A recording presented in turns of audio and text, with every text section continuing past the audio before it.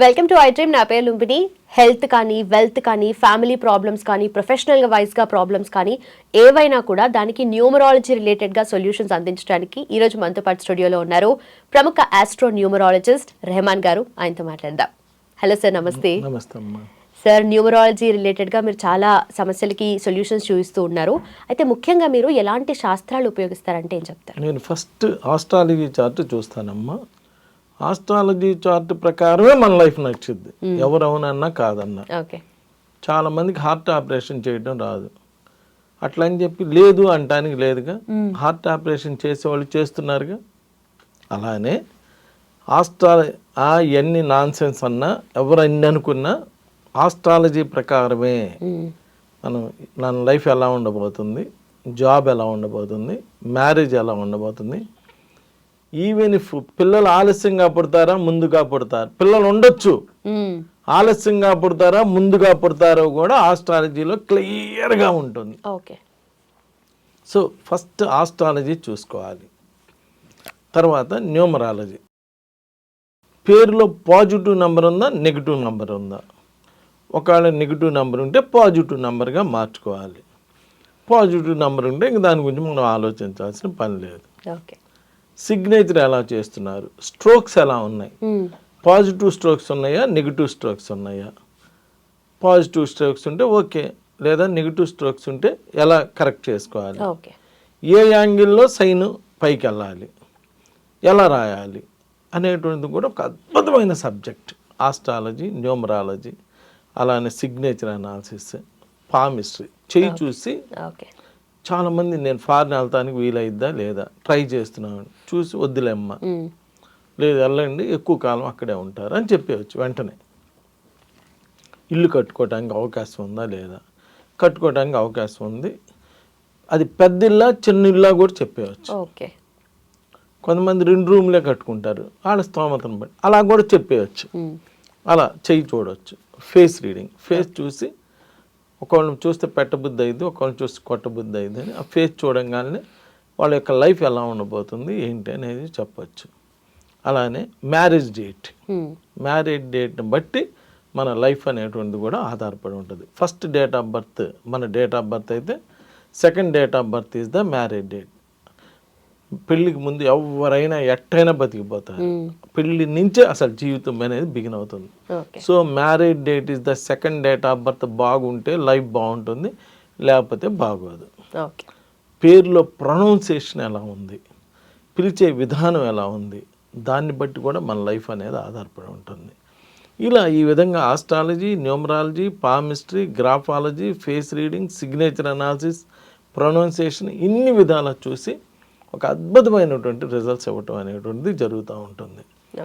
కాబట్టి నేను ఇన్ని శాస్త్రాలు చూస్తాను కాబట్టి ఏదో ఒక విధంగా మన దగ్గరికి వచ్చిన వాళ్ళకి మంచి చేయటమే మన పని. Okay sir. ఇన్ని చెప్పాలా, ఇంత అవసరం అని ఎవరైనా విమర్శించుకుంటే విమర్శించుకోవచ్చు, కానీ ఏదో ఒక విధంగా మనల్ని నమ్మి వచ్చిన వాళ్ళకి ఏదో ఒక విధం నుండి న్యాయం చేయటమే ఈ సబ్జెక్ట్స్ అన్నిటి యొక్క ముఖ్య ఉద్దేశం. సార్, ఇలాగే మీ దగ్గర సక్సెస్ స్టోరీస్ చాలా ఉంటాయి కదా, ముఖ్యంగా చిన్నపిల్లల గురించి, చదువుకునే ఏజ్లో ఉన్న వాళ్ళు, ఆ టైం వాళ్ళకి చాలా ఇంపార్టెంట్ కాబట్టి ఏదైనా ఈ న్యూమరాలజీ బేస్డ్గా వాళ్ళ సక్సెస్ స్టోరీ ఏదైనా చెప్పగలుగుతారా? ఒక అద్భుతమైన విషయం అమ్మ. నేనే గొప్పగా ఆనందపడేటువంటి ఒక విషయం చెప్తున్నానమ్మా. ఒక పాపని 7th క్లాస్ చదివేటప్పుడు వాళ్ళ అమ్మగారు నా దగ్గర తీసుకొస్తే ఆ అమ్మాయి జాతకం అన్నీ చూసి, ఆ అమ్మాయి 7వ తారీఖు పుట్టింది. 7 అంటే 7 అన్న 16, 1 + 6 7, 25, 2 + 5 7. ఇది అందరికీ చెప్తున్నా. 7, 16, 25వ తారీఖు పుట్టిన, డేటు, మంత్, ఇయర్ కలిపితే 7 వచ్చిన అంటే అది 25 అవ్వచ్చు, 25 + 5 7 అవ్వచ్చు, 34, 3 + 4 7 అవ్వచ్చు, 43, 4 + 3 7 అవ్వచ్చు. ఏ విధంగా అయినా 7 అయితే ఆధ్యాత్మికవేత్తలు యేసుప్రభు 25, బ్రహ్మంగారు 25, వీళ్ళందరూ యేసుప్రభు గారు అలా అనంగా చూడంగానే కళ్ళు లేని వాళ్ళకి కళ్ళు వచ్చినాయి, కాళ్ళు లేని వాళ్ళకి కాళ్ళు వచ్చినాయి అని చెప్తున్నారు కదా. ఆయన డాక్టర్ కాకపోవచ్చు, కానీ అంటున్నారుగా లేదు బ్రహ్మంగారు చెప్పింది అన్నీ జరుగుతున్నాయని చెప్తున్నారు కదా. ఇలా 7 అనే ఒక నంబర్ కేతు గ్రహానికి సంబంధించిన నంబర్. జ్ఞానకారకులు అంటే వాళ్ళు పుట్టుకతోనే అంటే గత జన్మలోనే అన్ని శాస్త్రాలు చదివేసి ఈ జన్మకి మంచి చెప్పడానికి వస్తారు. ఓకే. నా డెస్టినీ 34/7, 3 + 4 7. ఓకే. అందుకనే మీరు నన్ను ఈ స్టూడియోలో కూర్చోపెట్టారు.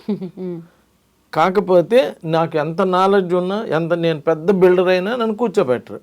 నేనేం చేస్తున్నా, ఎంత కోట్లు ఉన్నా కానీ నన్ను కూర్చోబెట్టరు. ఇక్కడ జ్ఞానం, మెయిన్ జ్ఞానానికి విలువిచ్చి కూర్చోబెట్టారు. ఇక్కడ వీళ్ళందరూ జ్ఞానకారకులు.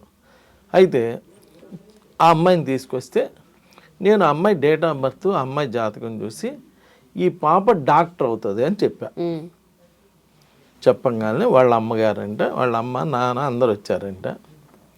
సార్ మీరు మా మీద ఏదో గౌరవం కొద్దీ మా పాప డాక్టర్ అవుతుంది అని చెప్పారు, కానీ మేము ఇళ్లల్లో పని చేసుకునేవాళ్ళం. తెలుసు కదా, ఇళ్లల్లో పని చేసుకునేవాళ్ళం అంటే చిన్న చిన్న పనులు చేసుకునేవాళ్ళం. ఏదో 7th, 8th, 9th చదివించి చదువు మానిపించి మా అమ్మడి తీసుకెళ్తాం అమ్మాయిని. ఆ స్థాయి మాది. మీరేదో అభిమానం కొద్దో, గౌరవం కొద్దో, లేదంటే మీ దగ్గరికి వచ్చింది పాప బాగుండాలనే ఒక మంచి ఉద్దేశంతోనో డాక్టర్ అవుతుంది అన్నారు. కానీ మాకు ఆ కెపాసిటీ కానీ, అసలు చదివిచ్చే కెపాసిటీ కానీ, అంటే 10th దాటిచ్చి చదివిచ్చే కెపాసిటీ కానీ ఏమీ లేవండి. అందువలన సరే ఇంకేదన్నా పెళ్ళి వాటి గురించి అంతవరకు ఆలోచించండి, ఏదో పెళ్ళి వాటి గురించి చెప్పండి అని చెప్పారంట.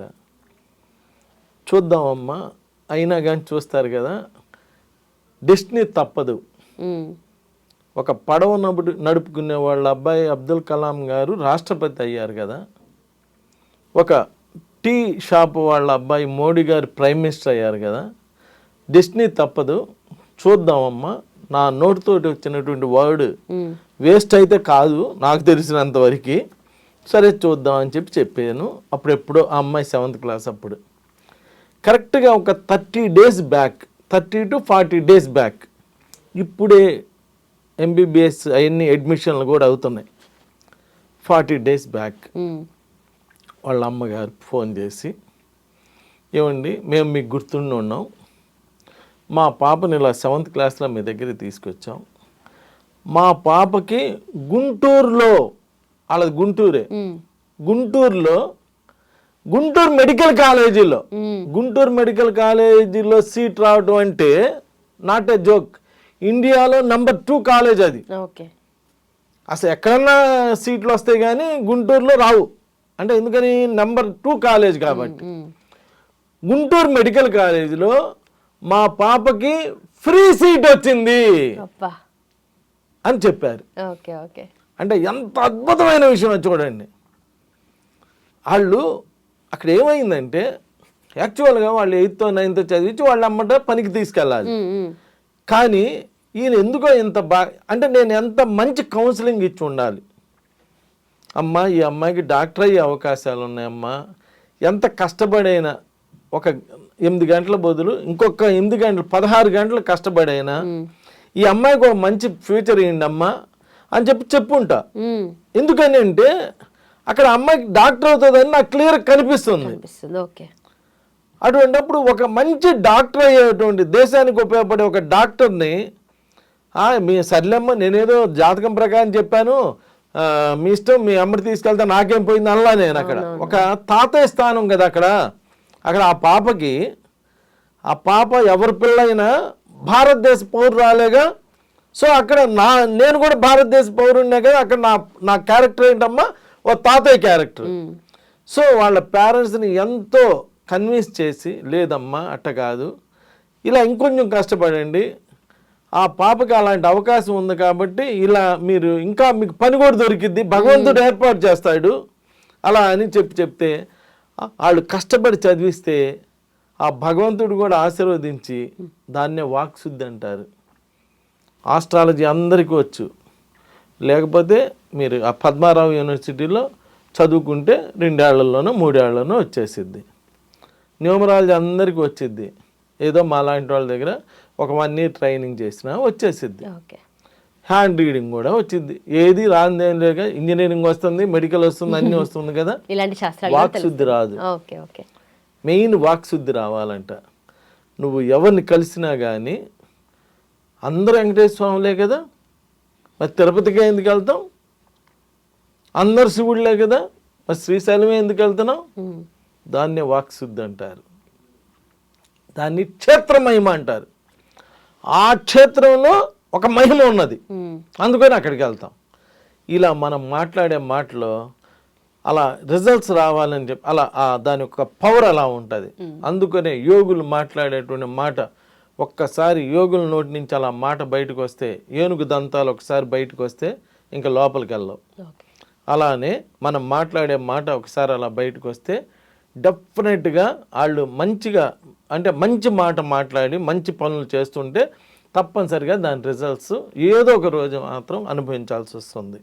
కాబట్టి ఇలా ఆ సక్సెస్ స్టోరీ అనేటువంటి ఎంత ఆనందాన్ని ఇచ్చిందంటే నాకు, ఒక పాపని ఏదో చేసుకునే పాపని అలా డాక్టర్ని అంటే ఇక్కడ నేను ప్రజలందరికీ చెప్తుంది ఏంటంటే, మీ పిల్లలు సరిగ్గా చదవటం లేదనుకో, నువ్వు చదవట్లేదు ఇక దీనికి చదువు రాదులే అని తిట్టి వదిలేసే కన్నా, మీ అబ్బాయికి సరే చదువు రావట్లేకపోతే రావట్లేదని వదిలేసే కన్నా, వాళ్ళ లైఫ్ పాడు చేసే కన్నా, ఇక చదవకపోతే ఈ రోజున ఏముంది ఏదో చిన్న చిన్న పనులు చేసే బతకరని నేను అంటలేదు. సరే ఒక గౌరవప్రదమైనటువంటి దానికి కొంచెం ఇబ్బంది అవుతుంది కాబట్టి మనం బతికేదే మన పిల్లల కోసం కాబట్టి ఒక్క ప్రయత్నం చేయండి, రహిమాన్ని కలవటానికి ప్రయత్నం చేయండి. పోతే ఫీజే పోయిద్ది. ఒకవేళ నా దగ్గరికి వచ్చినా మీ అబ్బాయి చదవలేదు అనుకుందాం, పోతే ఏం పోయిద్ది? ఫీజు మాత్రమే పోయిద్ది. అంతకుమించి మీ జీవితం అయితే పోయేది ఏం లేదు. ఏదో ఎంతో కొంత అమౌంటే పోయిద్ది, దానివల్ల మీ జీవితం అయితే పోదు. ఒకవేళ భగవంతుడు నాకు ఇచ్చినటువంటి శక్తి కొద్దీ, నా వాక్కు కొద్దీ ఆ అబ్బాయి ఒకవేళ కనుక బాగుపడ్డాడు అనుకో, ఒక కుటుంబం బాగుపడుతుంది. కరెక్ట్ కదా. నేను ఇక్కడ కూడా నేను ఇలాగే చేయండి అంటలేదు. నేను అంటుంది ఒక ఫీజుకు ఆశించి ఒక బిడ్డ భవిష్యత్తును పాడు చేయమాకండి. అదేముందమ్మా మళ్ళీ సంపాదించుకో. ఈ రోజున ఒక చిన్న కూలికి వెళ్తే రోజుకి 2000 ఇస్తున్నారంట. అలా ఇప్పుడు 4 సెలవులు కూడా మళ్ళీ పని చేయండి మీ బిడ్డ కోసం, లేదా ఒక సెలవుని త్యాగం చేసి మీ బిడ్డ కోసం ఇది చేయండి. మంచి లైఫ్ వచ్చిందనుకోండి, ఆ బిడ్డల యొక్క జీవితం బాగా సెటిల్ అయిపోతుంది కదా. ఇలా కొన్ని వేల మందిని చూశాను నేను. కాబట్టి నేను ప్రజలందరికీ చేతులు దండం పెట్టి చెప్తుంది ఏంటంటే, నేను చెప్పానని నమ్మొద్దు.